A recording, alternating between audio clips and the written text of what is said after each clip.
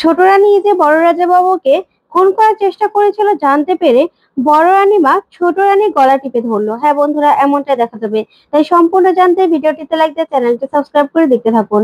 গল্পের শুরুতে দেখা যাবে ফুলকি রোহিত সেই নকল নকল নৃসিংহদেবকে ধরে ফেলে, তারপর ইচ্ছে মতো ওদেরকে মারে, গুন্ডাদেরকে ইচ্ছে মতো মেরে সেখান থেকে সে মাধু সিংকে নিয়ে নৃসিংহদেবের মন্দিরে আসতে থাকে আর বলে, আজকে মহাপুজো তো, সেখানেই সেখানেই সব পর্দা ফাঁস হবে, চল চল তুই। এই বলেই সেখান থেকে নিয়ে চলে যায়। ওইদিকে দেখা যাবে মন্দিরে পুজো হচ্ছে। তখনই ছোট রানীমা মনে মনে বলে, রোহিত আর ফুলকি এভাবে থেমে থাকবে না।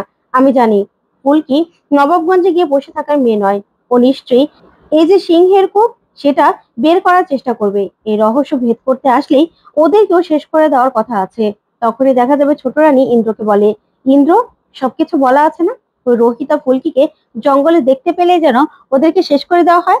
তখন ইন্দ্র বলে, হ্যাঁ মা, তুমি একদম চিন্তা করো না, সবকিছু ব্যবস্থা করা আছে, ওরা শুধু একবার আসার চেষ্টা করো। তখন ছোট রানীমা বলে, তুমি গার্ডদের বলে দিয়েছো না যে ফুলকি আর রোহিত যেন এখান দিয়ে কিছুতে ঢুকতে না পারে? তখন ইন্দ্র বলে, হ্যাঁ মা, গার্ড আরো বাড়িয়ে দেওয়া হয়েছে, ওরা এখান দিয়ে কিছুতে ঢুকতে পারবে না। তখনই ছোট রানীমা বলে, ব্যাস, আর কিছু দরকার নেই। তখনই দেখা যাবে ছোট রানীমা নিশ্চিন্তে নিশ্চিন্তে পুজোতে বসে। ওইদিকে দেখা যাবে রোহিত আর ফুলকি গোপন সুড়ঙ্গ দিয়ে রাজমহলের ভিতরে আসতে থাকে। তারপরে রোহিত আর ফুলকি সে মন্দিরের একটা দেয়াল লাথি মেরে ভেঙে ফেলে। আর ভাঙলেই তখন রোহিত আর ফুলকিকে দেখে সবাই চমকে যায়। তখনই ছোট রাজা বাবু বলে, ফুলকি, রোহিত, তোমরা এখানে? তখনই ফুলকি বলে, হ্যাঁ আমরা এখানে।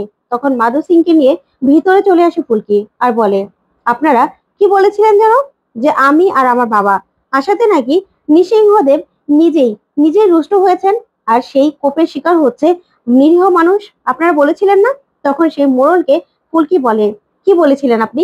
যে নৃসিংহদেবের কোপের শিকার হচ্ছে সবাই? আপনারা একবারও ভাবলেন না যে ঠাকুর কখনো কোনো মানুষকে মারতে পারে না, তার ভক্তদের মারতে পারে না? আপনাদের একবারও মনে হলো না সেই হত্যাকাণ্ড চালিয়েছিল এই মাধু সিং? এই মাধু সিং সেই সিংহ। তখনই এই কাণ্ড দেখে সবাই চমকে যায়। তখন ছোট রানীমা আর ইন্দ্র প্রচন্ড ভয় পেয়ে যায়। তখনই রোহিত বলে, হ্যাঁ, এই যে এই যে সিংহের মুখোশ, আর এই হলো সিংহের থাবা, এই দিয়েই একের পর এক মানুষকে ওরা মেরে ফেলেছে আর মানুষকে ভয় দেখিয়েছে। তখন ফুলকি বলে, হ্যাঁ, এটাই ওরা প্রচার করেছে যে নৃসিংহদেবের কোপের শিকার হচ্ছে সবাই, আর সিংহের গর্জন শুনতেন না, সেটাও ওদের বানানো। তখনই সে নিরীহ মানুষজন সবাই খেপে যায় আর বলে, কি এত বড় সাহস! তখনই রোহিত আর ফুলকি সেই মাধু সিংকে মারতে থাকে। ওইদিকে লোকজন বলে, আমাদের কাছে ওকে ছেড়ে দিন, বড় রাজাবাবুর নামে এত বড় বদনাম করার জন্য ওকে কে বলেছিল আর কারা পাঠিয়েছিল সেটাই আমরা সবাই মিলে ওর মুখ থেকে বের করব। আমাদের মার খেলে না সব বেরিয়ে আসবে। ওইদিকে ছোট রানীমা প্রচন্ড ভয় পেয়ে যায়, মনে মনে বলে, কি ব্যাপার, কি করব আমি? এবার তো আমরা ধরা পড়ে যাব, এবার তো আমার নাম এই লোকটা বলে দেবে। তখনই দেখা যাবে ফুলকি আর রোহিত ইচ্ছে মতো সে মাধু সিংকে মারতে থাকে। ওইদিকে তখনই সেখানে ছদ্মবেশে আবারও নতুন রূপ নিয়ে হাজির হয় রুদ্র। আর রুদ্র একটা বাঁশিতে ছোট্ট তীর লাগিয়ে সেই তীরটা মাধু সিং এর গলায় ছুঁড়ে মারে। আর মাধু সিং সেখানে সঙ্গে সঙ্গে মারা যায়।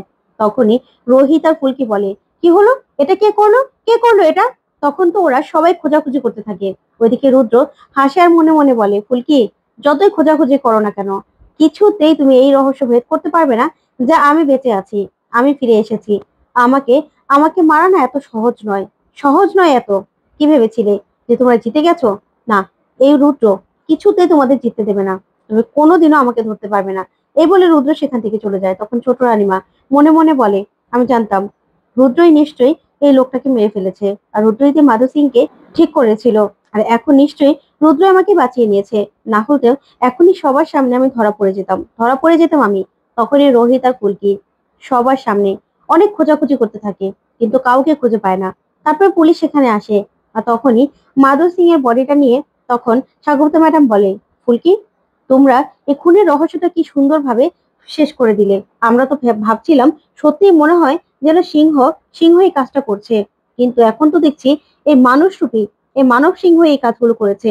কিন্তু এই লোকটাকে কে আনলো? তখন থানু বলে, সেটাই তো আমিও তো ভাবছি এতক্ষণ ধরে, এই লোকটাকে কে এনেছিল? তখনই ফুলকি বলে, কি ম্যাডাম, আপনিই তো চেয়েছিলেন না, আপনার সব থেকে বেশি সমস্যা হয়ে গেছিল আমার বাবা ফিরে আসাতে আর আমি ফিরে আসাতে, তাই তো? আপনি নিশ্চয়ই ভাড়াটে গুন্ডা এনে তারপর আমাদের মেরে ফেলার চেষ্টা করতেন, তাই তো? তখনই দেখা যাবে বড় রানীমা সেখানে এসে দাঁড়ায়। ওইদিকে ছোট রানীমা বড় রানীমার কাছে গিয়ে নাটক করতে থাকে আর বলে, দিদি বলো তো তোমার মেয়ে সবসময় আমাকে কেন কাঠগড়ায় দাঁড় করায়? কে না কে মাধু সিং, সে যে হত্যাকাণ্ড চালিয়েছে সেটা আমি কি করে জানবো বলো তো? সেখানেও আমাকে দোষারোপ করছে ফুলকি। কেন বলো তো, আমার কি দোষ এখানে? তখনই বড় রানীমা বলে, আচ্ছা ছোট, এভাবে একটার পর একটা খুন করে গেছে, কিন্তু কে করে গেছে? কারো কথাই তো এই কাজগুলো করেছে, কিন্তু কে হতে পারে? কাজগুলো কে করেছে? তখনই ফুলকি চুপ করে দাঁড়িয়ে থাকে। তখন দেখা যাবে ধানু বলে, সেটাই তো, কে করতে বলেছে কাজগুলো? সেটা তো একবারও তদন্ত করা ঠিক মনে করলেন না আপনি মা? এখানে তো ঠিকই বলেছে ফুলকি যে কে করতে বলেছে এটা। তখন রোহিত বলে, এতগুলো খুনের পর খুন হয়ে গেল, কিন্তু সেটা নিয়ে আপনার কোনো মাথা ব্যথা ছিল না। এখানে শুধুমাত্র বড় রাজা বাবুকে বাড়ি থেকে তাড়ানোর জন্যই সবকিছু করা হলো। তারপরে আবার বড় রাজা বাবুকে এত বছর আগে কে মেরে ফেলার চেষ্টা করেছিল সেটারও তো তদন্ত হওয়া দরকার। সেটাও তো এখনো জানা যায়নি, সেটাও তো জানতে হবে। তখন বড় রানীমা বলে, হ্যাঁ ঠাকুরপো, এবার তুমি তোড়জোড় করে শুরু করো। যে করেই হোক, যারা দরকার আছে, তোমার দাদাকে কে এত বছর আগে মেরে ফেলার চেষ্টা করেছিল, কে, এই খুনের পেছনে কে আছে, এবার এবার সবটা জানতেই হবে। তখনই দেখা যাবে ছোট রানীমা বলে, আচ্ছা দিদি, সব কিছুতে আমাকে কেন জড়ানো হয় বলো তো? আমার বড় ছেলে আদিত্য পর্যন্ত নিজের মাকে নিয়ে সন্দেহ পোষণ করছে, আমি তো সেটা সহ্য করতে পারছি না। তখনই ফুলকি মনে মনে বলে, না না, আর কিছু বলা যাবে না, তাহলে আদিত্য দা ভুল ভাববে। তখন আদিত্য বলে, আচ্ছা আমার মায়ের তো এখানে কোনো দোষ থাকার কথা নয়, আমার মাকে কেন তোমরা কাঠগড়ায় দাঁড় করাচ্ছ বলো তো? আমার মা কি করবে? এখানে কি কারো জানা সম্ভব যে কে কে এসে এই মানুষগুলোকে খুন করছে? সেটা তো জানা সম্ভব নয়। তখন এই রোহিত আর ফুলকি আর কিছুই বলে না। ওইদিকে দেখা যাবে ছোট রানীমা মনে মনে খুব খুশি হয় আদিত্যর কথা শুনে। তারপরে দেখা যাবে রুদ্রের সঙ্গে দেখা করতে চায়। তখন রুদ্র বলে, আমি জানতাম ছোট রানীমা আপনি আসবেন। তখনই রুদ্র বলে, রাজমহলে কি ঘটছে এসব? ফুলকি সেই মাধু সিংকে ধরে নিয়ে আসলো, এই মেয়েটা যে যা করে না, এই মেয়েটার জন্য কিছুতেই শান্তি পাচ্ছি না। না হলে আমি ডিএনএ টেস্টের জন্য আমার মতো দেখতে সেই লোকটাকে হুবহু আমার মতো করে সাজিয়ে সেখানে রেখেছিলাম, যাতে ধরা পড়লেও যেন আমার কোনো সমস্যা না হয়। তারপরেও তারপরেও ফুলকি তাকে ধরে ফেললো, তাকে শেষ করে দিল।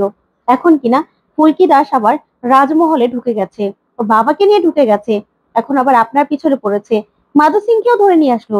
এই মেয়েটার কাছে তো দেখছি আমরা কিছুতেই কিছুতেই জিততে পারছি না, কিন্তু এবার তো ফুলকিকে জিততে দিলে চলবে না। তখনই ছোট রানীমা ছোট রানীমা রুদ্রের দিকে তাকায় আর বলে, তুমি তুমি সময় মতো গিয়ে মাধু সিংকে না মারলে তো আজকে সবকিছু ফাঁস হয়ে যেত। তখন রুদ্র বলে, এত সহজ? ফুলকিকে এত তাড়াতাড়ি আমি কিছুতে জিততে দেবো না। ফুলকিকে তো আমি শেষ করেই ছাড়বো এই মেয়েটার জন্য। আমি এভাবে পালিয়ে পালিয়ে আছি, কেউ জানে না যে আমি বেঁচে আছি, কিন্তু সেটা তো সেটা তো ফুলকির জন্যই। ফুলকির জন্য আমি লুকিয়ে আছি, আমার কি লুকিয়ে থাকার কথা ছিল? ছিল না তো। ফুলকি দাস ফুলকি দাস আজকে আমার এই অবস্থা করেছে। তারপরে দেখা যাবে বড় রানীমাকে ফুলকি বলে, আচ্ছা মা, বাবাকে বাবাকে এই বাড়ি থেকে তাড়িয়ে দেওয়া হলো, বাবা তো এবার স্মৃতি ফিরানোর দরকার। বাবার স্মৃতি ফিরে আসলে জানতে পারবো বাবাকে কে মেরে ফেলার চেষ্টা করেছিল। তখনই বড় রানীমার মনেও ছোট রানীমাকে নিয়ে সন্দেহ ঢোকে, আর সন্দেহ থেকেই ছোট রানীমার গলা টিপে ধরে বড় রানীমা। তো বন্ধুরা, কেমন লাগলো আজকের আপডেট? কমেন্ট করে জানাও। ধন্যবাদ।